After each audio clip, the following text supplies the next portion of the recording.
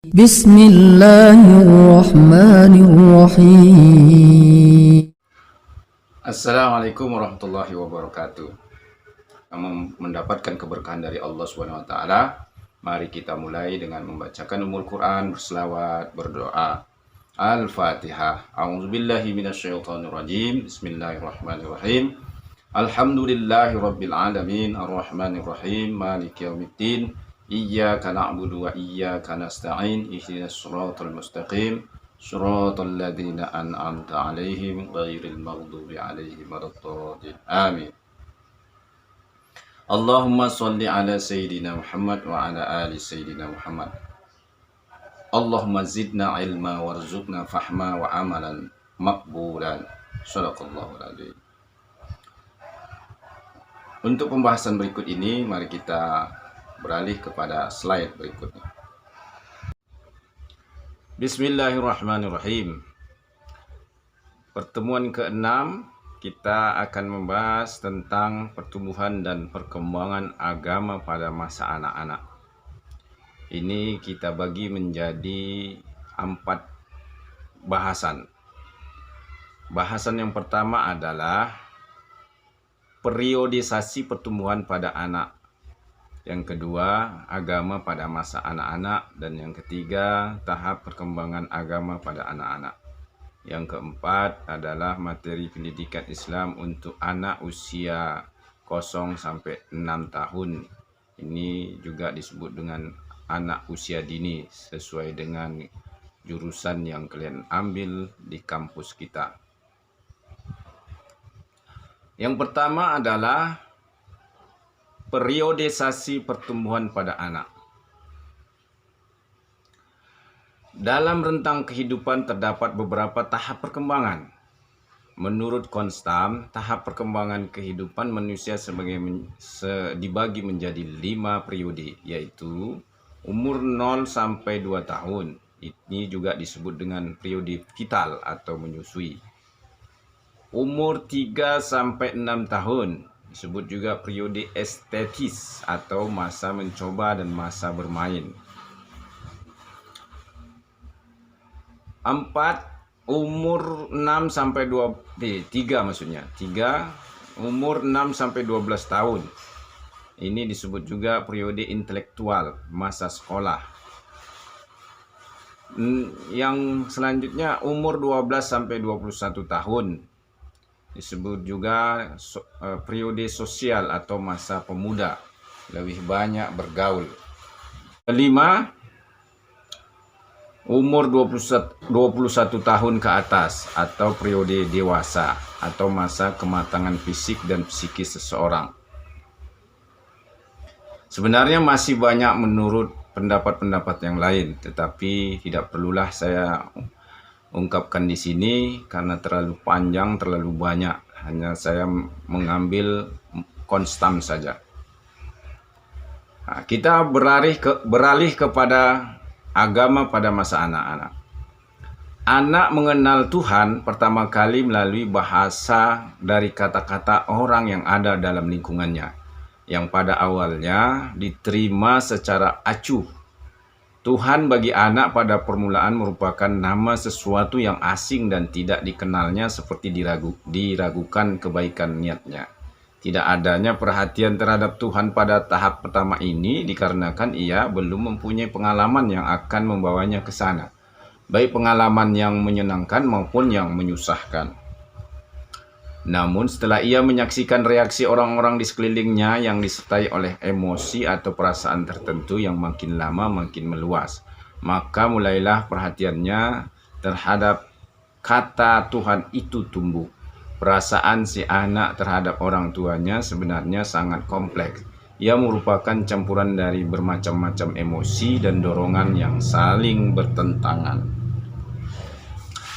Menjelang usia 3 tahun, yaitu umur di mana hubungan dengan ibunya tidak lagi terbatas pada kebutuhan akan bantuan fisik, akan tetapi meningkat lagi pada hubungan emosi, di mana ibunya menjadi objek yang dicintai dan butuh akan kasih sayangnya. Bahkan mengandung rasa permusuhan, bercampur bangga, butuh takut dan cinta padanya sekaligus. Menurut Profesor Dr. Zakia Derajat, sebelum usia 7 tahun, perasaan anak terhadap Tuhan pada dasarnya negatif. Ia berusaha menerima pemikiran tentang kebesaran dan kemuliaan Tuhan, sedangkan gambaran mereka tentang Tuhan sesuai dengan emosinya. Kepercayaan yang terus-menerus tentang Tuhan, tempat yang bentuknya bukanlah karena rasa ingin tahunya, tetapi didorong oleh perasaan takut dan ingin rasa aman. Kecuali jika orang tua anak mendidik anak supaya mengenal sifat Tuhan yang menyenangkan. Namun pada masa kedua, 2 tahun ke atas, perasaan si anak terhadap Tuhan berganti positif, cinta dan hormat, dan hubungannya dipenuhi oleh rasa percaya dan merasa aman. Beralih kita kepada yang ketiga, tahap perkembangan beragama pada anak-anak. Sejalan dengan kecerdasannya, perkembangan jiwa beragama pada anak dapat dibagi menjadi 3 bagian. Yang pertama, the fairy tale stage, atau disebut juga dengan tingkat dongeng. Pada tahap ini, anak yang berumur 3-6 tahun, konsep mengenai Tuhan banyak dipengaruhi oleh fantasi dan emosi. Sehingga dalam menanggapi agama, anak masih menggunakan konsep fantastis yang diliputi oleh dongeng-dongeng yang kurang masuk akal. Cerita akan Nabi akan dikhayalkan seperti yang ada dalam dongeng-dongeng. Pada usia ini, perhatian anak lebih bertuju pada para pemuka agama daripada isi ajarannya, dan cerita agama akan lebih menarik jika berhubungan dengan masa kanak-kanak, karena sesuai dengan jiwa kanak-kanakannya. Dengan caranya sendiri, anak mengungkapkan pandangan teologisnya. Pernyataan dan ungkapannya tentang Allah lebih bernada individual, emosional dan spontan, tapi penuh arti teologis. Yang kedua, the realistic stage atau tingkat kepercayaan. Pada tingkat ini, pemikiran anak tentang Tuhan sebagai Bapa beralih pada Tuhan sebagai pencipta. Hubungan dengan Tuhan yang pada awalnya terbatas pada emosi berubah pada hubungan dengan menggunakan pikiran atau logika.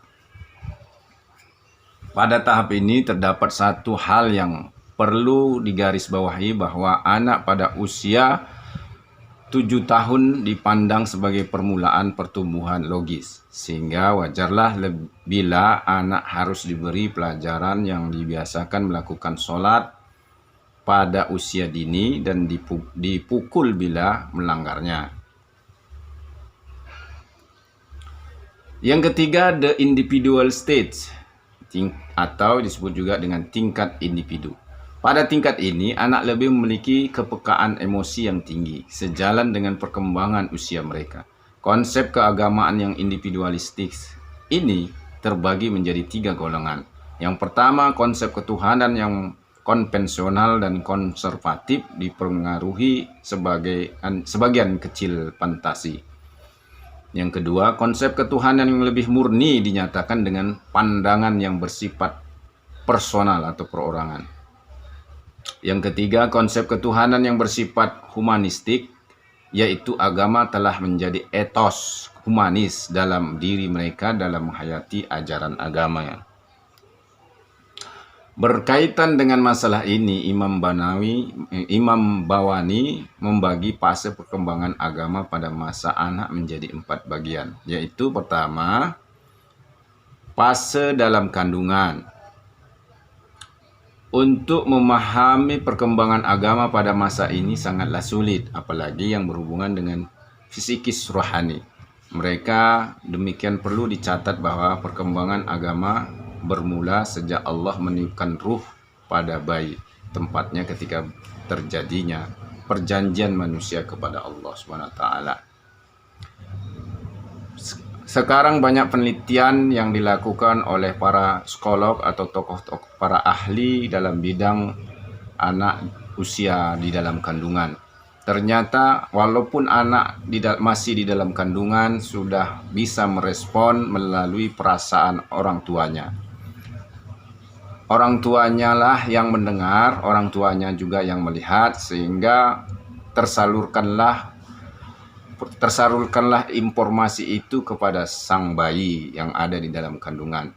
Maka dalam Islam dianjurkan di saat ibu mengandung itu untuk membacakan ayat-ayat suci Al-Quran atau mendengarkan bacaan ayat suci Al-Quran, berselawat kepada Nabi, doa-doa dan sebagainya, agar perkembangan fisiknya, terutama perkembangan otaknya semakin baik dan semakin bagus. Dan justru diharapkan anak yang di dalam kandungan itu menjadi anak yang menjadi anak soleh ataupun soleha.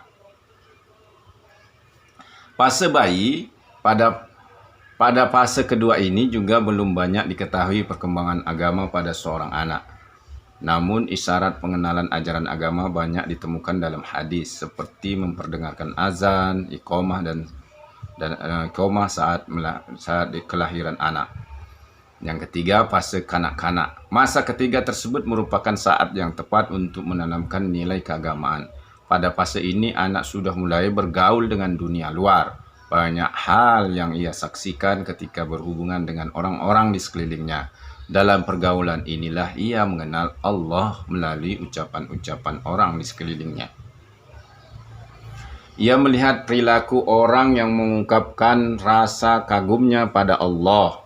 Anak pada usia kanak-kanak belum mempunyai pemahaman dalam melaksanakan ajaran Islam. Akan tetapi disinilah peran orang tua dalam memperkenalkan dan membiasakan anak dalam melakukan tindakan-tindakan agama sekalipun sifatnya hanya meniru. 4. Masa anak sekolah. Seiring dengan perkembangan aspek-aspek jiwa lainnya, perkembangan agama juga menunjukkan perkembangan yang semakin realistis. Hal ini berkaitan dengan perkembangan intelektualitasnya yang semakin berkembang. Nah, kita bahas sedikit tentang sifat keagamaan pada masa anak. Sifat keagamaan pada anak dapat dibagi menjadi 6 bagian. Yang pertama disebut dengan unreflektif atau kurang mendalam, tanpa kritik. Kebenaran yang mereka terima tidak begitu mendalam, cukup sekedarnya saja, dan mereka merasa puas dan dengan keterangan yang kadang-kadang kurang masuk akal. Menurut penelitian, pemikiran kristis baru muncul pada anak berusia 12 tahun, sejalan dengan perkembangan moral. Yang kedua, egosentris. Sifat egosentris ini berdasarkan hasil penelitian Piaget tentang bahasa pada anak-anak berusia 3-7 tahun. Dalam hal ini berbicara bagi anak-anak tidak mempunyai arti seperti orang dewasa. Yang ketiga, antropomorfis.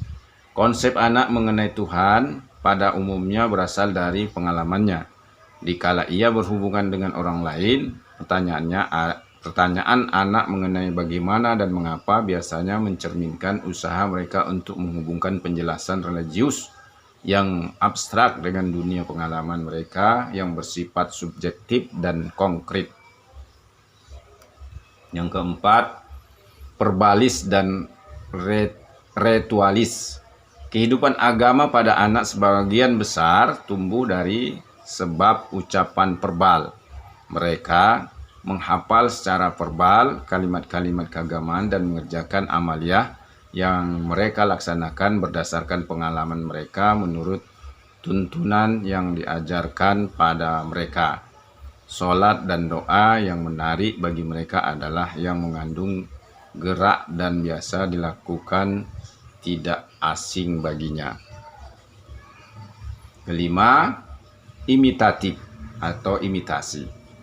Tindakan keagamaan yang dilakukan oleh anak pada dasarnya diperoleh dengan meniru atau mencontoh. Dalam hal ini, orang tuanya lah pemegang peranan penting. Maka orang tua harus memberikan contoh yang baik kepada anaknya, jangan sebaliknya. Pendidikan sikap religius anak pada dasarnya tidak berbentuk pengajaran, akan tetapi berbentuk tauladan.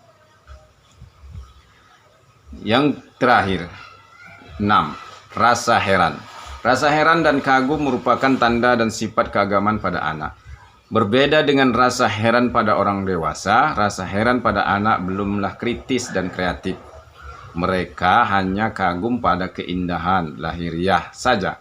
Untuk itu perlu diberi pengertian dan penjelasan pada mereka sesuai dengan tingkat perkembangan pemikirannya. Dalam hal ini, orang tua dan guru agama mempunyai peranan yang sangat penting. D. Materi pendidikan Islam untuk anak usia 0-6 tahun.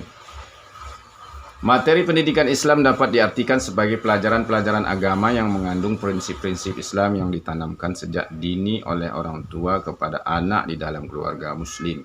Sedangkan keluarga adalah unsur terkecil dari kehidupan bermasyarakat dan berbangsa.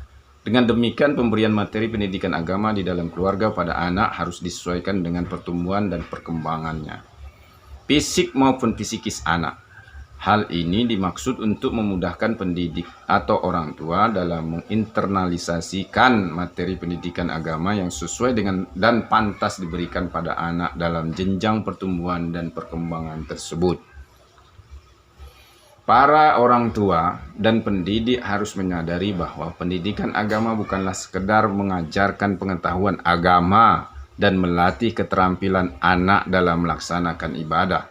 Pendidikan agama jauh lebih luas daripada itu, yakni meliputi pembentukan kepribadian anak sesuai dengan ajaran agama, pembinaan sikap, mental, dan akhlak. Jauh lebih penting daripada pandai menghafal dalil-dalil dan hukum-hukum agama yang tidak dihayatinya ke dalam hati.